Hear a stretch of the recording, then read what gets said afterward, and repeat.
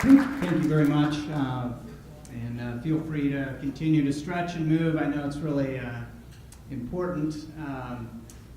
I wanted to, as well as the others did, to just start off with a thank you in advance for your attention, and on a personal note, thank you for your fortitude and your grit to the patients and the caregivers in the audience. I think that a lot of my work is in the clinic, and it's providing clinical care, and I can't overemphasize how much respect I have and how much inspiration I derive from working with my patients and their caregivers through these incredibly challenging life situations.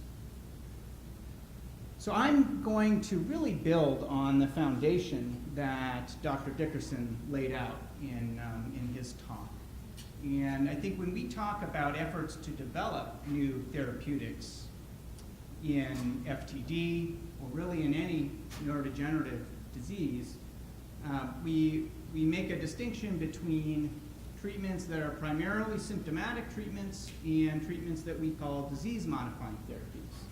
And as it sounds, symptomatic treatments are treatments that are going to help provide a benefit, help reduce some of the problematic symptoms in day-to-day life. But those treatments don't necessarily get to the root changes in the brain that we think of as the disease, that really progress through time in neurodegenerative diseases and involve brain cells becoming unhealthy and dying and degenerating. So an example of a symptomatic treatment, I think a lot of people would know, it is in Parkinson's disease. We have a medication called levodopa or Symptomatic, which is very frequently used to reduce the tremor and improve a person's ability to use their hand, reduce the stiffness.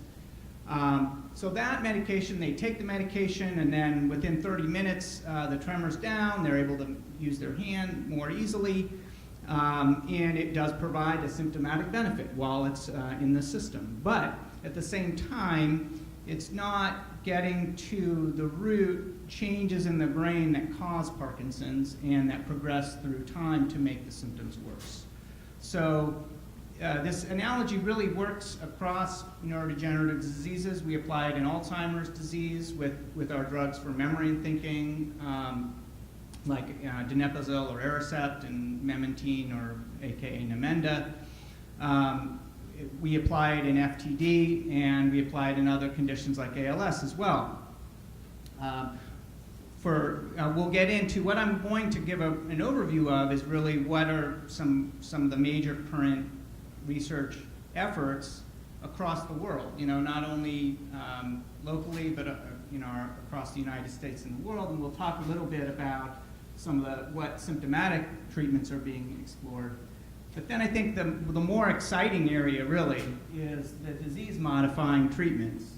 And as Dr. Dickerson noted, we really think of the gold standard for knowing what disease a person has is identifying these unhealthy misfolded proteins. And these are what we see under the microscope. Tau protein, the TDP43 protein, and less commonly this FUS or fused in sarcoma protein.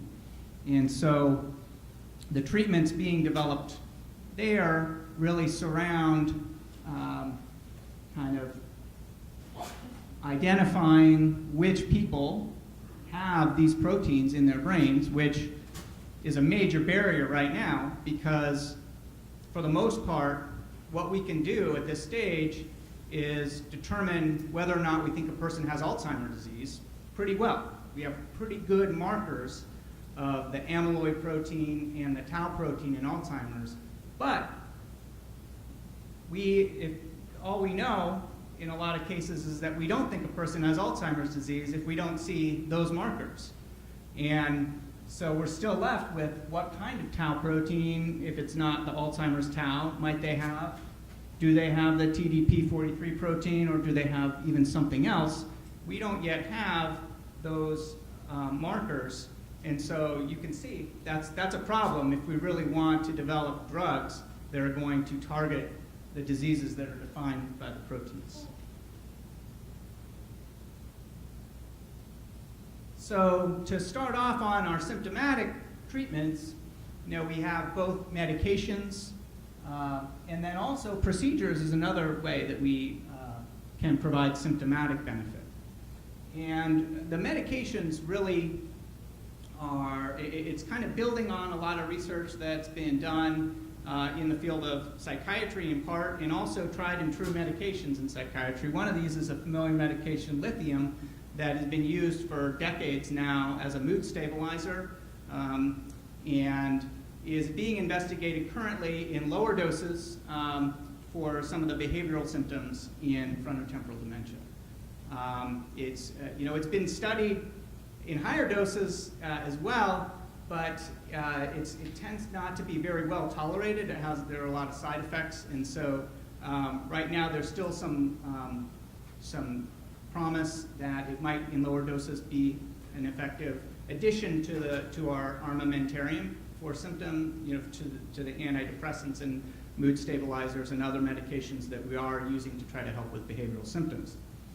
Oxytocin is an interesting compound. This is a hormone that we all have in our body, and it's a hormone that it helps with kind of developing social connections in a way. It's an oversimplification, but I think it's a good way of thinking about it. And so oxytocin has been studied in psychiatry and in some certain developmental conditions like autism, where some of the difficulties that a person has is really kind of reading and interpreting social cues and behaving accordingly.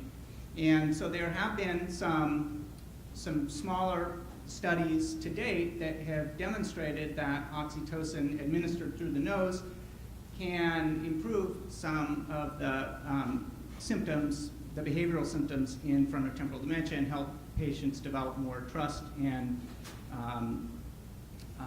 cooperative behavior. So these are ongoing studies that are being done, and we really look forward to the results because it might provide us with kind of new treatments to offer in the clinic.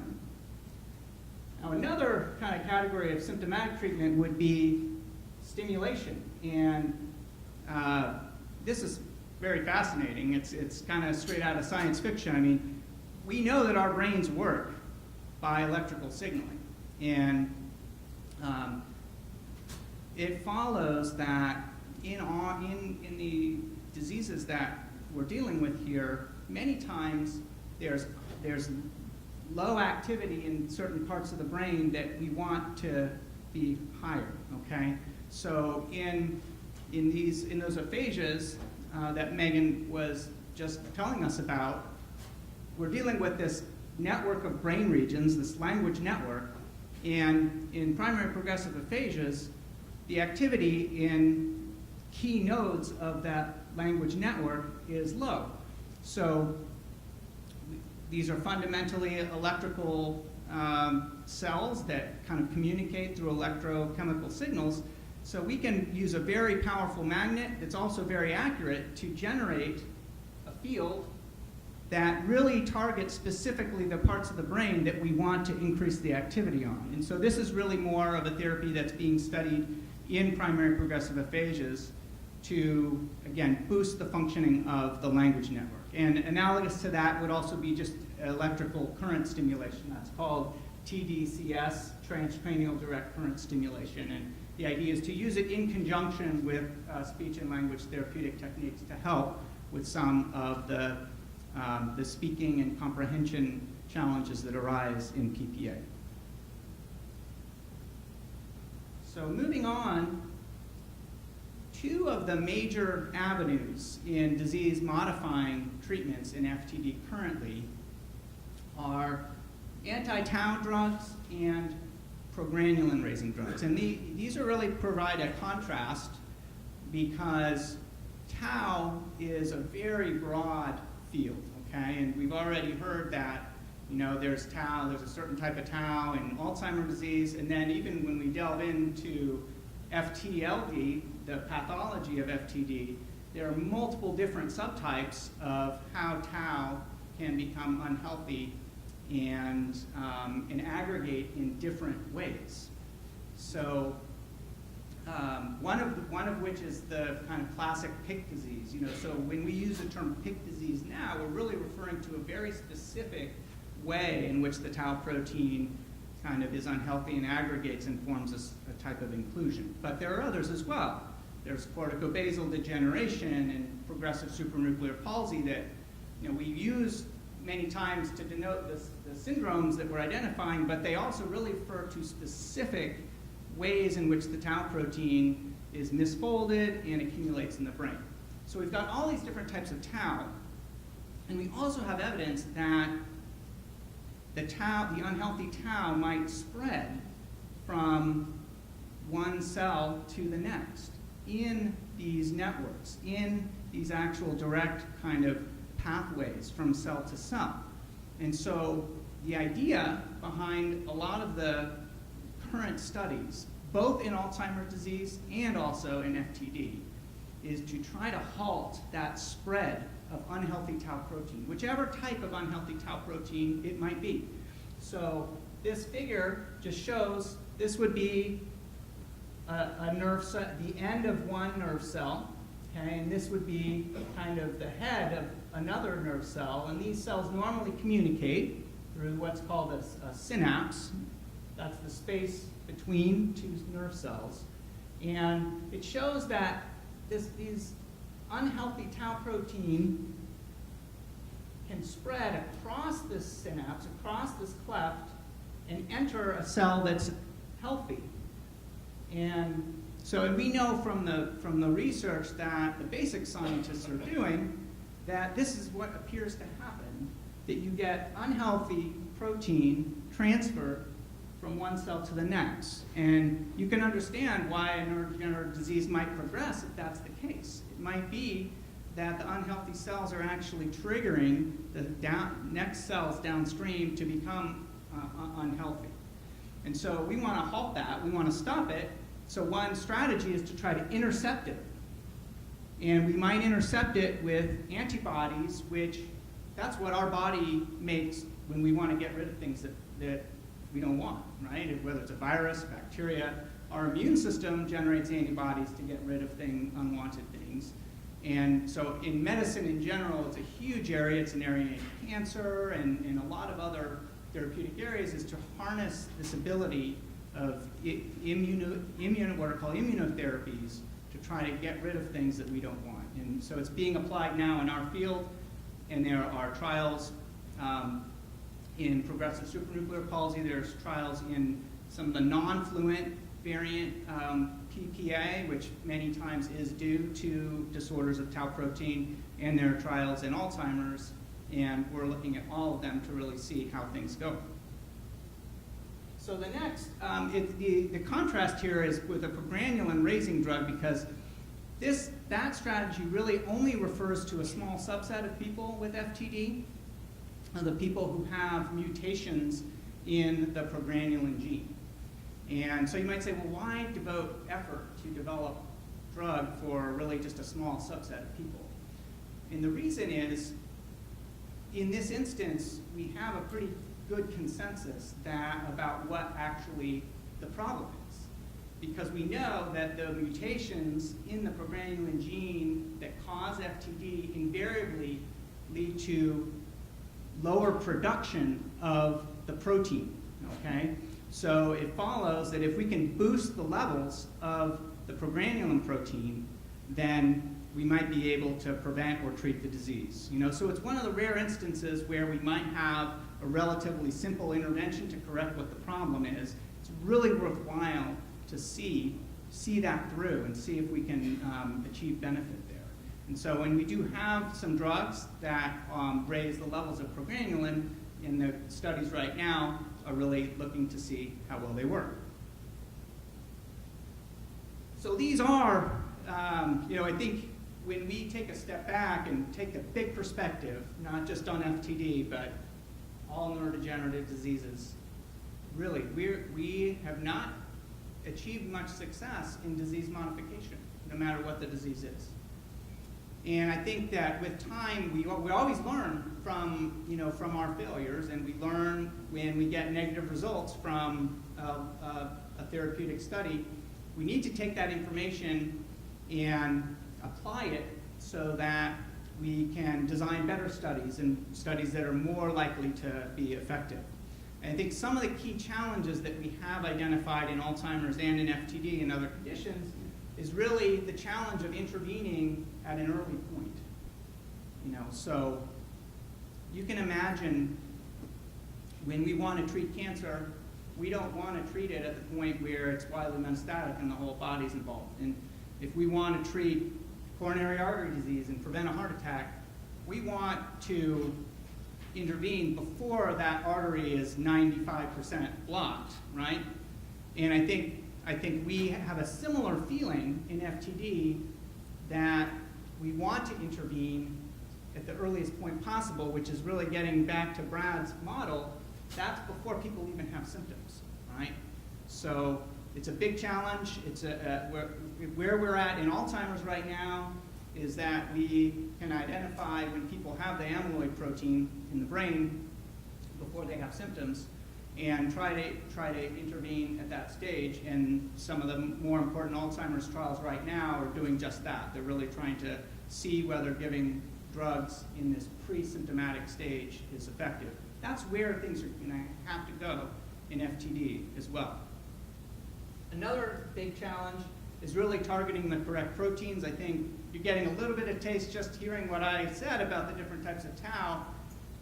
It's when you actually learn, the more you learn about it, the more you're kind of blown away by how complex our own molecular biology is in our brains and in our bodies. And so one of the big challenges is really knowing which forms of the proteins are the ones that are the most damaging and most kind of important in the process of the disease. And that's an ongoing process. Alzheimer's provides another analogy because there have been a lot of different efforts to target amyloid in different drugs, targeting different forms of amyloid. The same principle applies to tau, okay? And then I think the third challenge is really bringing it to the next level, which is really there's a lot more to these diseases than just the proteins. And so there are other ways, other problems that put stress on brain cells and actually damage brain cells, and that in some ways the proteins are more can form as a result of those other processes, right? And so we really want to know all the details about them. So this is kind of a model that I can kind of actually relate to. I can relate to what my own cells do. I think you have a healthy cell, and then there are a lot of different things that can put stress on it. Okay, it might be trauma. It might be an underlying medical condition like high blood pressure or diabetes. It might be something toxic. Maybe there's a toxic exposure. Maybe it is just the ordinary stress of having to do your job over the lifespan, years and years and years, if you have some vulnerability, some genetic variations that might make you more vulnerable to being stressed under a high workload. There are a lot of different things. But what happens when this happens in all cells, when a cell is subject to stress, it kind of enters a different mode. And it kind of shuts off a lot of its normal functioning to try to recover and address whatever the source of stress is. Okay? You can imagine you don't want to be kind of churning out the proteins if something's damaging you and threatening your well-being, right? You need to kind of turn off the normal machinery and address the stress. And so that's what a healthy stress response is. You kind of shut down a little bit and you address the problem, and then when the problem's addressed, you kind of get back to health and get back to normal functioning. okay? The problem is that if the stress response is not healthy, then you just get more and more consequences of stress, and you might reach a point where you're kind of past a point of no return and no recovery, and instead of going from being stressed back to healthy, you actually go from stressed to dead. And so I mention this just as a model because there's a lot of work in FTD, and also I would say ALS and other neurodegenerative disorders. We've discovered these entities called stress granules that are part of kind of the stress response, and we're studying like how those are different when people have healthy responses to stress, when cells have healthy responses to stress versus maladaptive ones. It's a very active area of research for other targets beyond kind of targeting the misfolded proteins. So this is too detailed to really go into. I think the analogy here is that a cell is kind of like a house, and it's a house that kind of builds itself and maintains itself, and you need to have a source of energy. It needs to create its own energy. It also needs to take out the waste. You know, it needs to do a lot of housekeeping. And so there are various ways in which the housekeeping can go awry. If you're not taking out the trash, then that causes a problem. If you're not generating enough energy, then that causes a problem. And so when we talk about stress to cells actually can impact those things. And so when we're talking about developing treatments, we're really talking about identifying where those problems are and giving the treatments to kind of fix up, to maybe boost up the energy production when it's needed, or help manage the waste when it's needed. And so that's really the analogy. So this really, it comes back to why the current research does matter, because I already mentioned why it's so important to develop better markers for these proteins. We're really operating blindly if we don't know what's happening under the microscope. So a lot of our current research really is towards developing better biological markers, which they serve a dual purpose. One, they allow us to diagnose at an early stage. And then the second very important purpose is they give us something to monitor as we give a treatment, right? One of the major frustrations is that we have to do these double-blind clinical trials where half of people many times get a placebo. And if we had a better biological marker, one that we knew we could follow, then we could move more towards similarities with like cancer clinical trials where people enter a study and they know that they're going to get a drug, they know they're going to get a treatment. But really, we're going to have a hard time doing that until we develop better biological markers. And that's what our current research efforts are aimed at in part. And then also, it is still important to have the clinical measures too, like the progressive aphasia severity scale, that are really specific to frontotemporal dementia, because everybody needs to know that the drug is actually having the effect that matters in day-to-day life. And so some of it really is, and also it's really understanding how those biological markers link with the all-important kind of clinical markers and symptomatic markers. And then finally, it's really understanding these diseases at a better level. The reason to be optimistic is that there are a lot of smart people working on it, and there are advances every year. I mean, we see this. It's amazing how much more we know now than we did, 5 years ago and 10 years ago. And a lot of it really is thanks to you, thanks to the participants who kind of give your time and your energy and help everybody kind of move forward in this common goal that we all have. So, thank you very much.